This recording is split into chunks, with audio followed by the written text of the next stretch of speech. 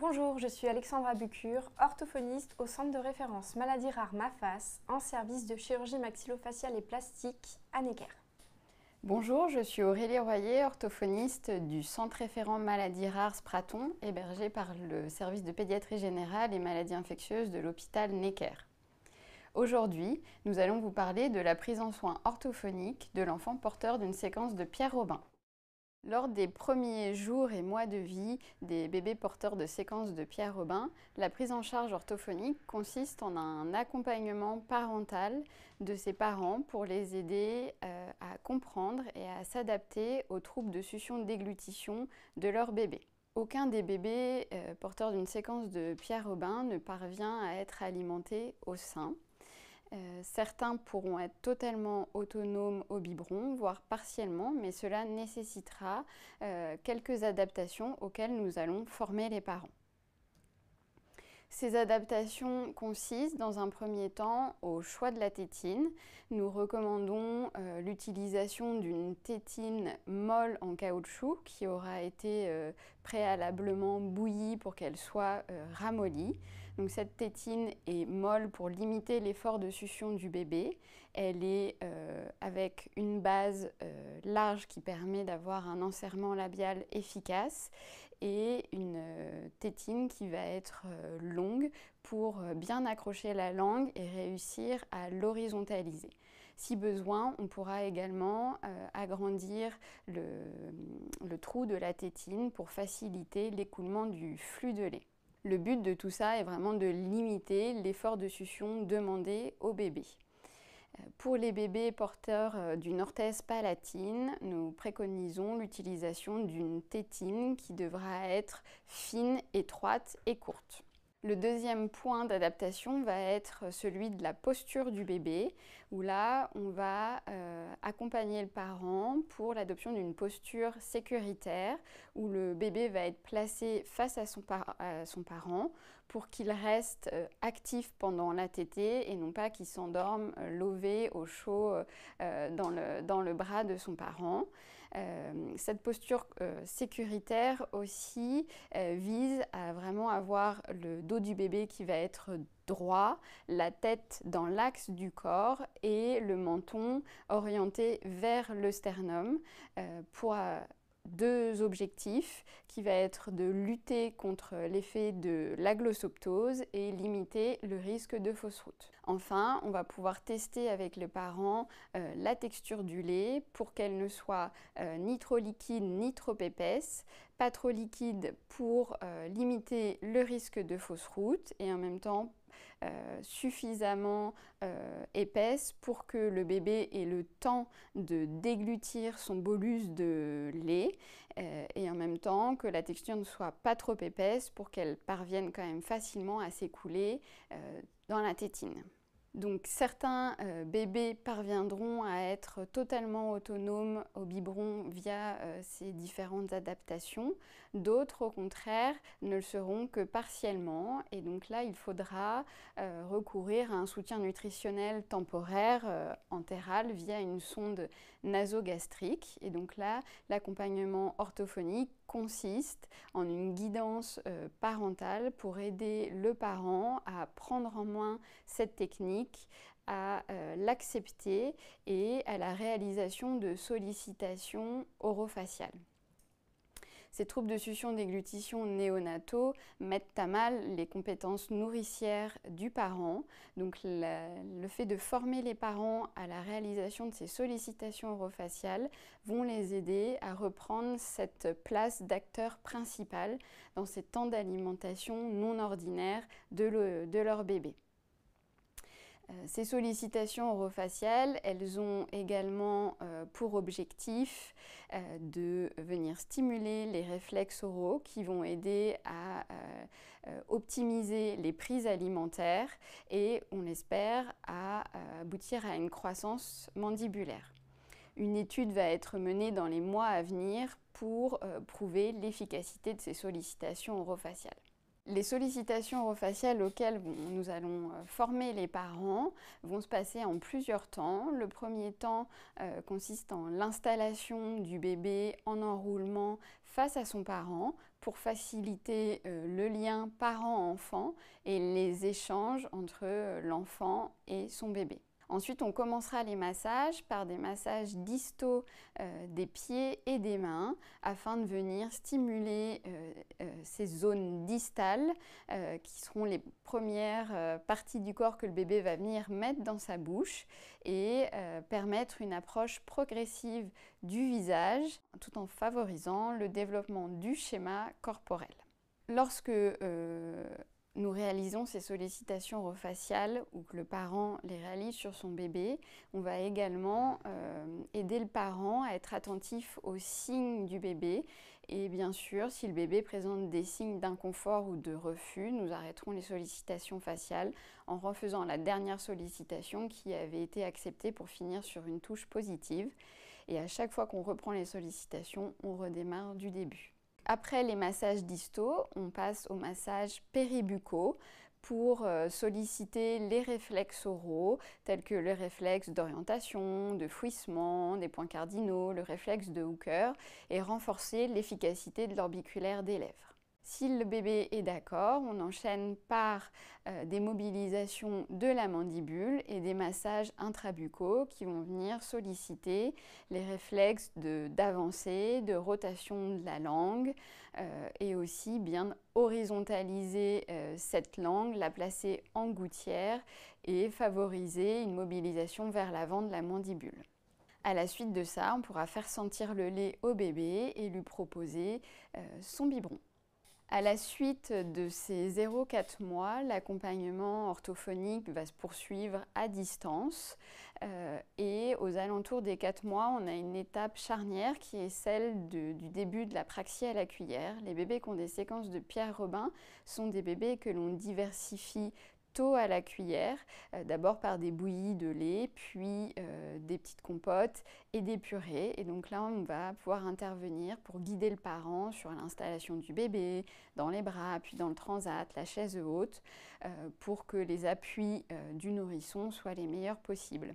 Nous allons également donner des conseils aux parents quant à l'évolution des textures pour passer du lisse au mouliné, au granuleux, à l'écrasé, et donner des conseils aux parents pour l'adaptation du matériel. Dans un premier temps, on va plutôt conseiller une cuillère qui va être fine, étroite et peu profonde pour aider à la mise en place de cette praxis secondaire.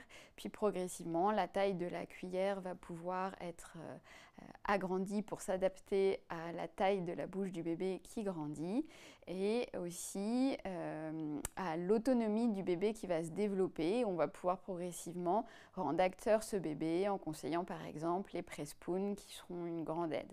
Le choix des assiettes pourra être également un sujet tout en ayant pour idée de développer l'autonomie et donc l'intérêt du bébé pour l'alimentation.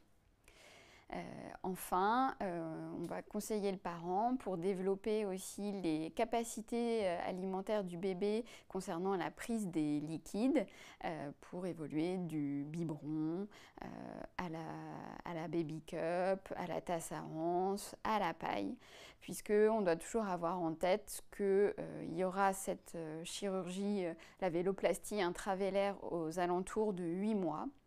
Donc plus on aura développé les compétences praxiques, sensorielles, oromotrices du bébé en amont, en les ayant diversifiées, et plus la reprise alimentaire post-opératoire, qui va souvent être concomitante avec le moment du sevrage de la nutrition entérale, sera facile pour le bébé et les parents. Par la suite, à partir de 9-10 mois, donc après la réalisation de la chirurgie intravélaire, on va suivre à distance les parents et ces bébés porteurs de séquences de Pierre Robin pour avoir un regard sur le développement des compétences alimentaires et des praxis secondaires, avec notamment l'introduction des morceaux et la mise en place de la mastication qui nécessite un entraînement pluriquotidien et toujours avec l'idée d'autonomiser le plus possible ces bébés pour qu'il y ait un réel intérêt pour l'alimentation qui se développe. Un autre élément clé de cette prise en charge orthophonique précoce au travers de la guidance va être de donner des conseils d'éveil au langage aux parents, parce que les études ont montré que chez les enfants porteurs d'une séquence de Pierre Robin, il y avait une période de fragilité de développement du langage aux alentours de 18-36 mois.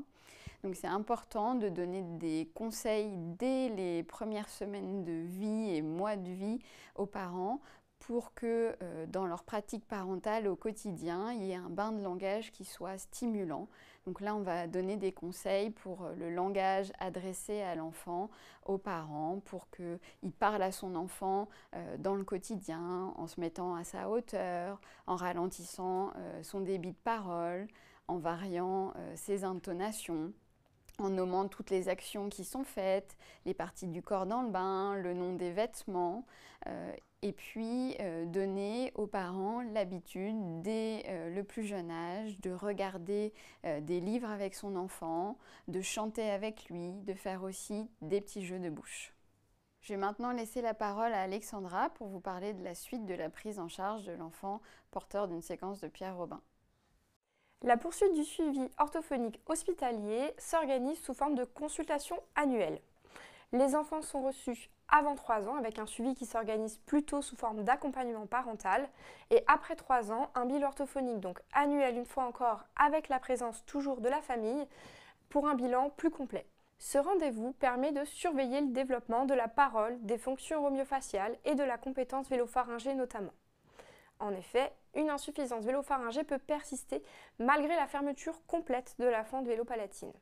Cette insuffisance vélopharyngée peut être présente dès la fermeture de la fente ou apparaître plus tardivement avec la croissance. Avant 3 ans, les parents sont donc reçus avec les enfants sous forme d'ateliers d'éducation thérapeutique donc pour un accompagnement parental. Ces guidances orthophoniques ont lieu après la fermeture chirurgicale de la fente vélopalatine. Ils permettent de proposer aux familles, de les conseiller, de les sensibiliser à la mise en place de bonnes pratiques concernant notamment l'hygiène bucco-dentaire, les suivis nécessaires comme le suivi ORL, la mise en place d'une bonne hygiène nasale dès le plus jeune âge, mais également le développement du langage oral. Ces rendez-vous sont aussi un espace d'écoute qui permettent de répondre aux éventuelles questions et inquiétudes de la famille, notamment sur le développement du langage, de la communication ou de l'alimentation de leurs enfants, et d'orienter, si cela est nécessaire, vers un suivi orthophonique précoce. Ces guidances sont aussi l'occasion de transmettre aux parents des idées d'exercices à réaliser quotidiennement à la maison pour travailler la mobilisation du voile du palais. 3 grands types d'exercices sont proposés généralement aux familles. Donc le premier, c'est l'aspiration. Aspirer par exemple des compotes en gourde, aspirer avec des pailles plus ou moins longues, de diamètre plus ou moins large, des liquides plus ou moins épais. Le deuxième type d'exercice recommandé est le souffle. Par exemple, travailler la différenciation du souffle nasal et du souffle buccal, souffler par le nez pour apprendre à se moucher, ou souffler par la bouche, souffler dans un verre d'eau pour faire des bulles, gonfler des ballons, faire des bulles, voilà, tous ces petits exercices, ou encore des exercices un peu plus précis quand l'enfant grandit, comme souffler sur des petits pompons qu'on va amener à des endroits précis pour obtenir un souffle dosé, dirigé, qui permettra par exemple de travailler les fricatifs, donc les sons qui soufflent, le fe, le se, le che. Le troisième type d'exercice est souvent facile à mettre en place à la maison puisque c'est le chant.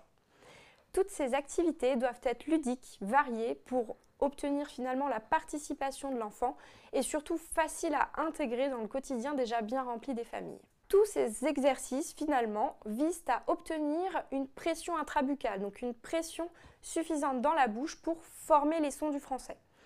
Pour obtenir aussi une différenciation du souffle nasal et du souffle buccal et une tenue de ce souffle buccal. Ces exercices visent la mobilisation du voile du palais, articulateur nécessaire pour la prononciation claire, donc non nasale des sons. Ils permettent également de prévenir la mise en place des phénomènes compensatoires liés à l'insuffisance vélopharyngée, comme les coups de glotte ou les souffles rauques. Après 3 ans, le bilan orthophonique annuel plus complet est proposé aux familles. Il est composé d'un premier temps, donc une anamnèse avec un recueil d'informations sur le sommeil, est-ce qu'il y a des signes d'apnée du sommeil, l'alimentation, est-ce que l'enfant a un trouble alimentaire ou est-ce qu'il y a un doute, voilà, les différents suivis en cours. Il se poursuit avec un examen clinique composé d'un temps d'échange, de parole, pendant lequel on évalue le phonétisme articulatoire et la parole. Est-ce que l'enfant a tous les sons du français? Est-ce que lorsqu'il parle, il est intelligible?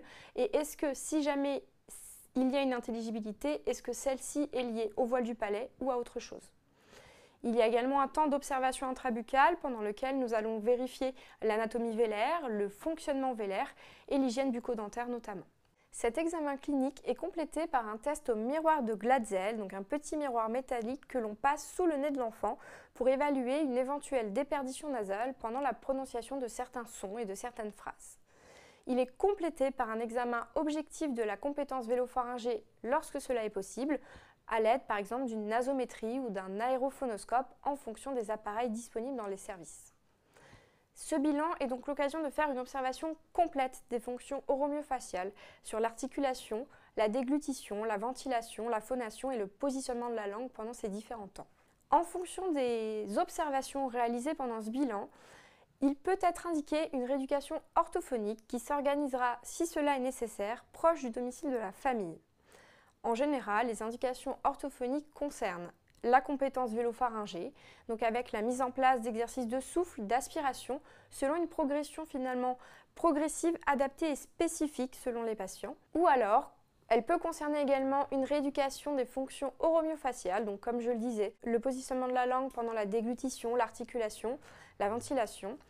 Ou encore concerner, mais ce ne sera pas testé pendant le bilan orthophonique que nous réalisons, une rééducation par exemple des troubles de la cognition mathématique ou du langage écrit en fonction des inquiétudes amenées par les familles.